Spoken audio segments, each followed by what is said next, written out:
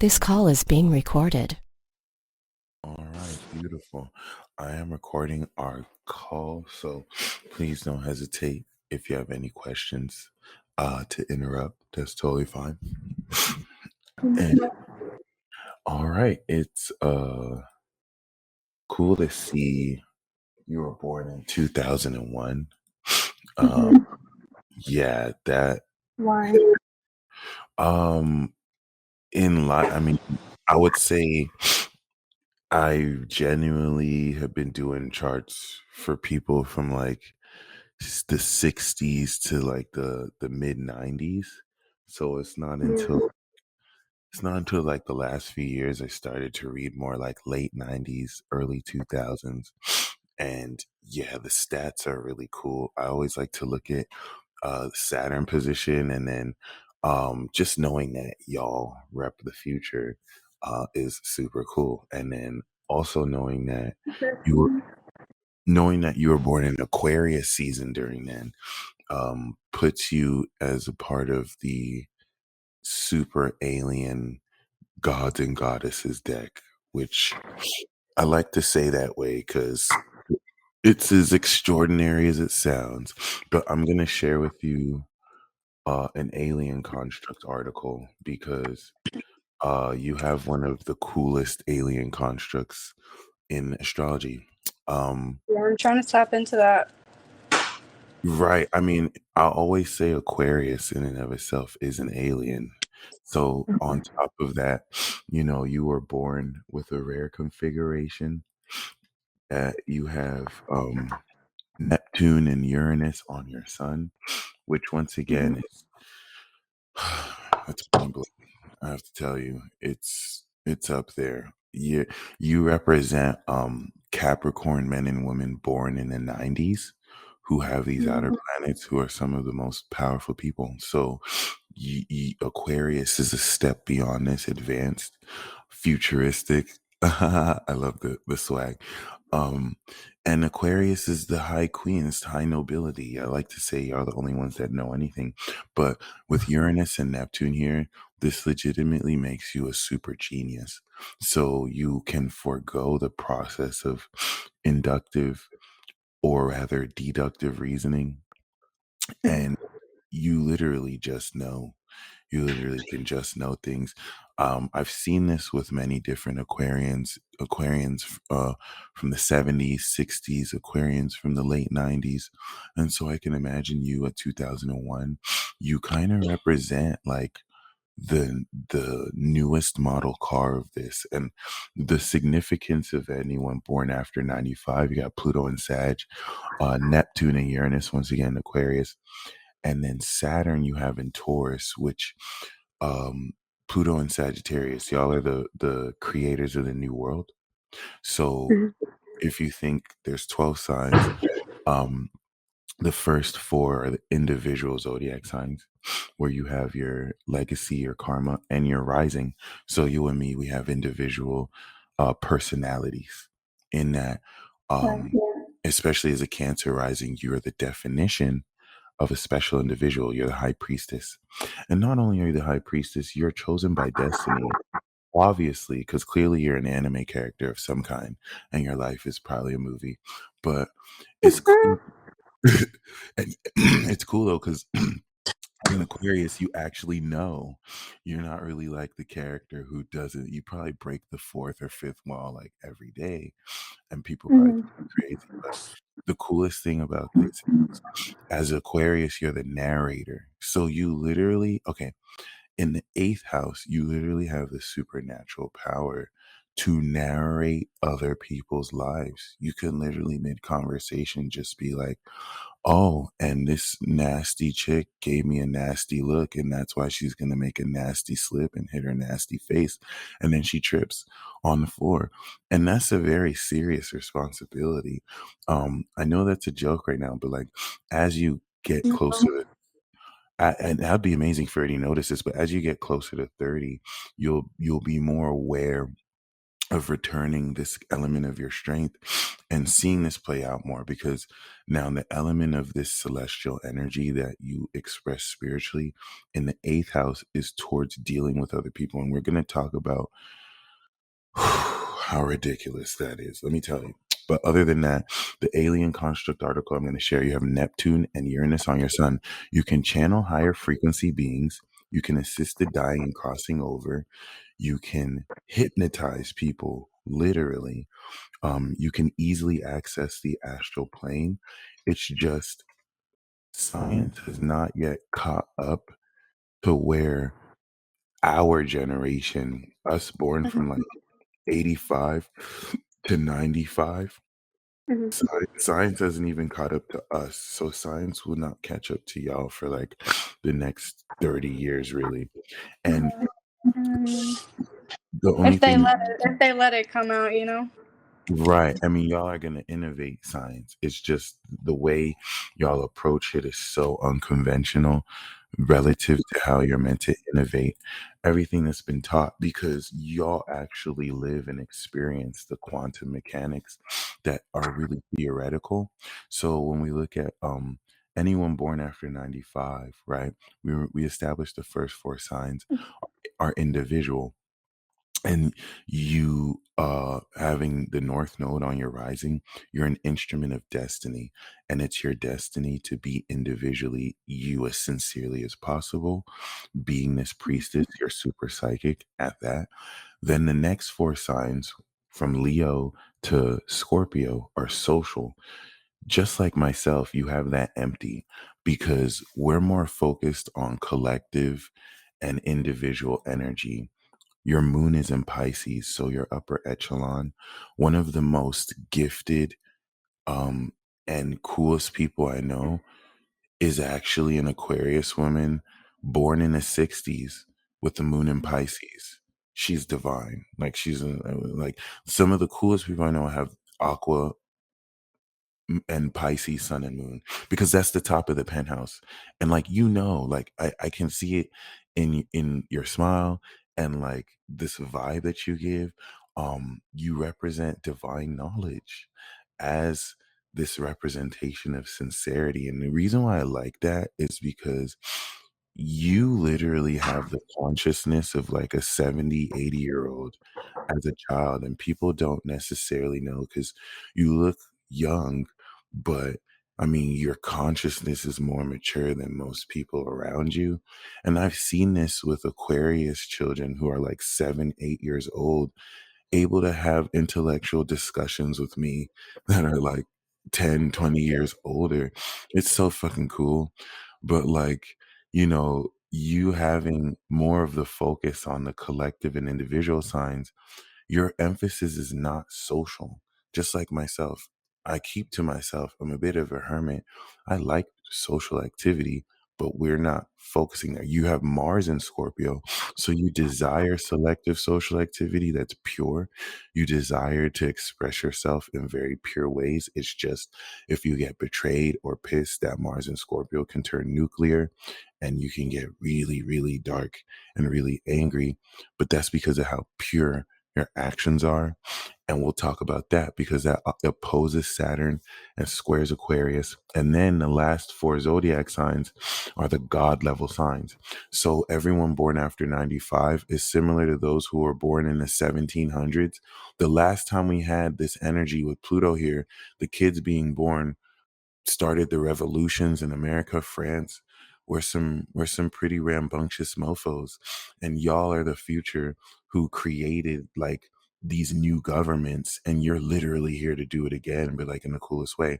So Pluto being awakening, Uranus being awakening, y'all are awakening, because if you look at your charts compared to all of ours, y'all are the only ones who have these outer planets in the God level signs, because the revolution begins with y'all. Y'all awaken humanity, and what makes y'all with Pluto Sag 95 to 2008 really amazing is that y'all are the first ones since the 1700s, but really ever, to awaken powers at the God level, to show people, hey, I got superpowers. And What we did was we awakened psychic abilities like clairvoyance and stuff like that. But like, you know what you got, you know what you do. The Sun Neptune thing can make you think that everything and everybody may have known what you've known, and I think it took a bit to realize, oh wow, okay, I'm a little bit different, and we all have unique differences, but it's important to illustrate that whereas you have an individual personality, you are at the goddess level, or you are collective. That's the appropriate term. You are effectively a collective, the divine celestial as the high priestess. So you're a goddess with an individual personality, or a collective, or individual collective being. I relate because I'm a collective individual. So I have my moon in Capricorn, but my individuality and sun are in the first four signs. So I kind of inverse that. Like, I feel everything, but I express it individually, where you are the awareness and feel everything. Like Moon in Pisces, you're super sensitive as far as feeling every single vibe, but you actually know what it is you're feeling. That's the difference between those who have this with Moon and Aqua. And then your signature is Taurus. So you're a total boss with this, and you can manifest on the fly this very abstract metaphysical understanding, which pretty much effectively gives you the coolest form of extrasensory perception ever. Because kind of like Doctor Strange, you're interfacing with collective vibrations and unseen metaphysical dynamics. But then people are looking at you like, who the hell is she talking to? Like, that's so weird. Meanwhile, you're like saving them from evil demons and spirits. Like, you're not going to touch these people. But you might have fun with this in a way that's That's what I nonchalant. want to tap into, but like that's why I felt like I needed a reading, because Hmm. the actuality of like that, I'm not tapped into. So I'm wondering, in what ways am I stuck, Right. And you know? that's the perpetual Saturn Taurus lesson, because Saturn moves so slow. You and I are air signs, right? And our biggest lesson with fire and air is patience, because our minds move so fucking fast. Like, people think Aquarius is psychic, and they are, but you have the ability to analyze information so quick. It'll look like intuition, and you're just you're the genius. So it's real. You're not blocked. It's just, you know what's happening quicker than your body can process it. So it's just allowing your body to return. It's like that anime trope. Have you ever seen those like movies or like animes where like the baby is fully aware of who they've Mm-hmm. incarnated as, but it's like, oh, my body is not yet mature enough to handle my energy and stuff like that. Yeah. So you just want to take your time with. I'm glad I can share this with you, because when I was at your age, I was so impatient. I felt like I have to get it all figured out now, and I realized Right, to right, take my time. I'm still impatient too, but like, once right. you realize that time is on your side, it'll work. So, and the coolest thing is, you already at such a young age are going to tap into this already, because Pluto is 29 degrees. It's getting ready to move into Aquarius. And as it does that post April, you will now begin the process of tapping in and knowing what you're tapping into. It'll still be faint. And then Saturn, the Lord of Karma, the Reaper, is going over your soul. So you're understanding this divine karmic element that's bringing everything together, and it's an awakening of sorts. It's materializing things. So it's just gonna feel like you're online now. It's gonna feel, it's literally gonna feel like, The karma thing I had to live through and through. I feel like I've lived a full life in terms of like really having to have karma in every type of way. and it hits even harder because you embody destiny with your North Node on the rising. So the Right. challenge with that is, your destiny is literally to feel who you are. You have to feel as sincere as possible, and it's literally to discover yourself by using relationships with other people as a resource. So you'll attract past life connections with people who have early childhood lessons they unlock through you. You're Hmm. effectively helping other people, and then that helps you. So as you hold Right. others, because you're so sincere, as you deal with those challenges. And this was frustrated heavily 2020 to 2022. That's when You literally just finished the spiritual attack ring. You're such a badass. Like Saturn just went through your sign, and you had to draw advanced hardcore boundaries with people trying to like act like you're not the queen and mess with you, and you went through it. You did it. You dealt with that karma, and now you're going through your rising star year. You literally have an 8-degree MC. Your legacy is you're meant to brand yourself. So MC in Capricorn is the CEO of Starbucks. MC in Aries is Addie's coffee shop. So they're both coffee shops, but one is more focused on the individual branding, because your legacy is to do you. Your legacy is to really express your name. Obviously, you're like the divine celestial, you're the top of the penthouse. And why this is really cool is Jupiter has went on this. You're literally actively evolving your career. And as an Aquarius, this is your attitude around what more you can do to really accomplish this success. And then as we come into the eclipse in Taurus with Saturn, you're stabilizing once again at such a young age the community around who supports you. So during this period, you may start a new YouTube channel, you may start a new hobby. You're coming into preparation. By the time we step into April and May, or March and May, you'll be more aware than ever of what step to move forward to. You Okay, probably already good. have an idea or no. Oh, it's I going to be have a so. couple ideas, but I'm not completely sure what the next step is. I'm doing some things now. Is obviously like I don't have a regular job. Nothing's regular about my life, but Cool. um, I don't. The next step, because nothing's like everything is so like on the edge. So Yeah. like that next step, like the next thing, and I'm still sort of in that karmic limbo, kind Mm, of. You know what I'm saying? I've been just still some past ties that need to be tied up just from like old stuff. yeah. Um, shit, I kind of lost my train of thought. And Um, it's cool though. It's all going to unfold, especially as we okay. come into the full moon in like less than a week. By like the March 2nd, Saturn's going to be next to your moon.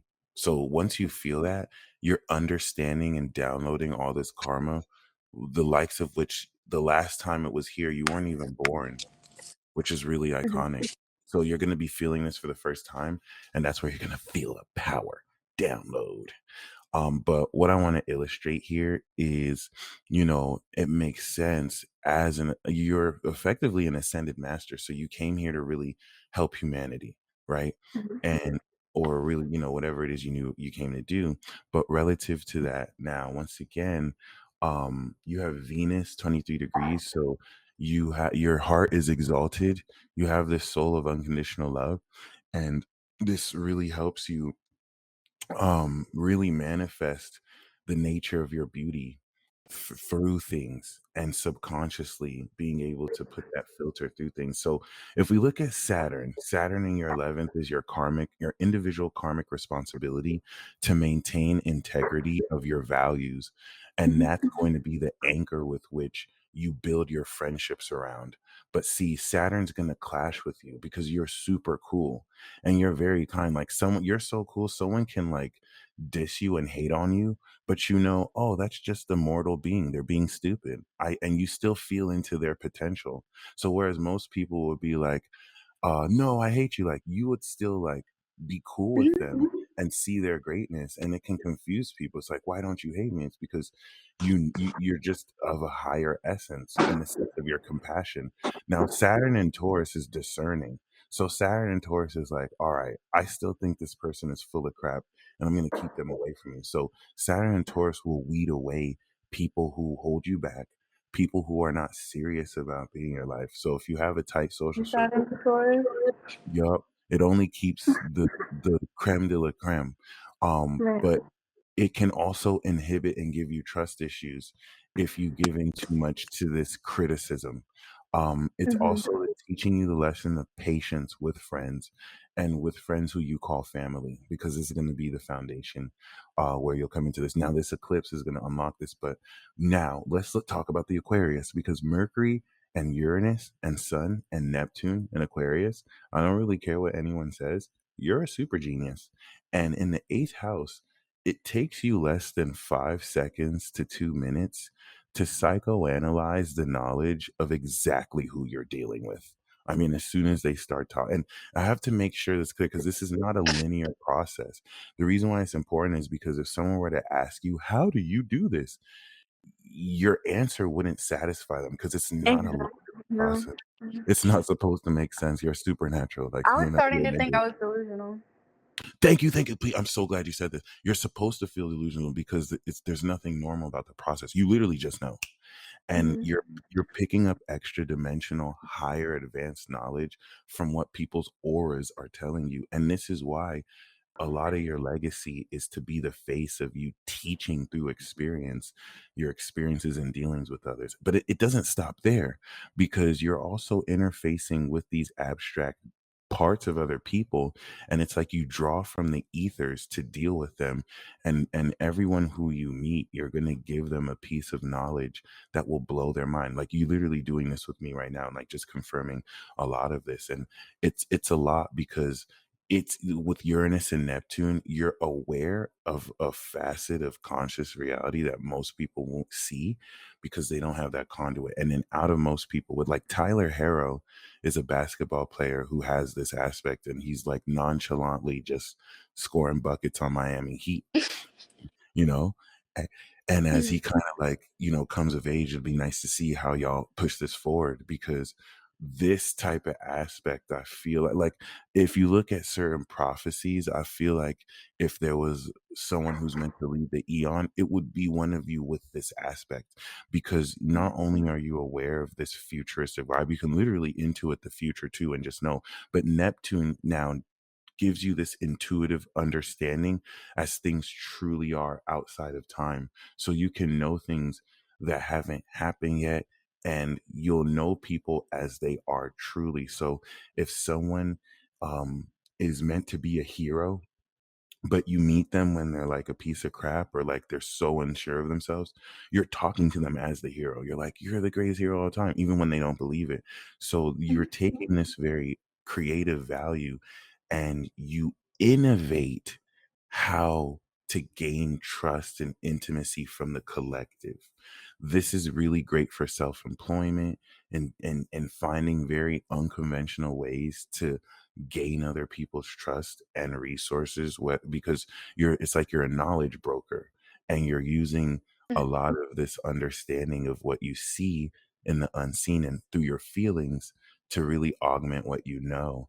And whenever anyone is untrustworthy, Saturn will kind of put the check in Taurus through the body language, and you can tell through their values that are off whether you can trust them or not. And then Mars and Scorpio is literally like a dog that will bark at people who are just impure, and that'll help you know how creatively or uncreatively you want to express that. But it's still, once again, very much so an honor. Jupiter and Gemini expands your ability to process information, kind of like a newscaster who's just oversaturated with so much to process, but now your brain knows how to take all that information and within a moment be like, okay, this is what that is, this is what that is. It's like you can multitask on a godly level and like do and it won't look like you're doing anything too. Like if someone is talking to you and you're doing like six different things, they'll be like, oh my gosh, she's not listening in their head. And then right as they're thinking, I'm Because you not don't know listening. you're doing it. R- right, but like you could be multitasking on 60 different things, and then I can be telling you my life story, and in my head, as I'm saying, "Oh my god, she's not listening," you're like, "No, I can hear you. Keep going." And it's like, "What the heck?" So, it's cool if it doesn't feel like that right now. You're definitely stepping into this level of potential. But I Okay. mean, yeah, just Really feel enjoy it. the cycles coming through because over the next like 5 years, you're going to return your power. And once y'all come into your Saturn return, you're a leader of the new school.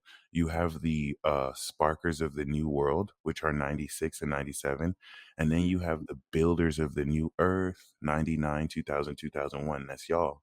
Y'all have a And it's very cool that I don't know how I'm going to participate in that yet. yes, okay, and the Okay. reason why this is important is us and Pluto Scorpio, we are just now coming of age. So we Mhm. have to pave the way for y'all. We have to destroy the old world order. Anyone born from 85 to 95, we're Mhm. innovating new systems. So the reason why you're not ready yet is we still need to decide what direction we're going to. And so there's still more events that have to unfold. And while that's happening, you're coming into this level. So everything's going to unfold perfectly for you. You're connected by Okay. destiny. So you're one of those main characters that is protected by plot, and things can't really kind of happen to you until you finish your destiny. Oh my god. Okay, cool. Oh, yeah.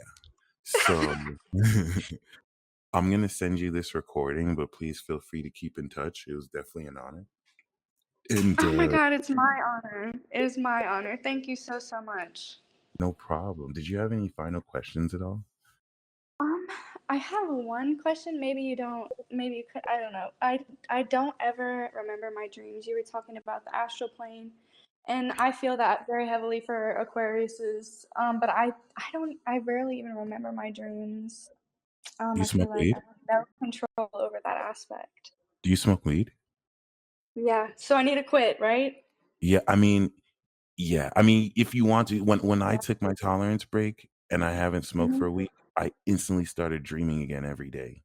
So Okay. that's the I quickest. I I honestly You knew don't have to that. quit though. You don't have to quit though. You could just take like a short break, maybe like for 2 weeks, Yeah. 2 months, and then just Yeah. kind of do it every other day.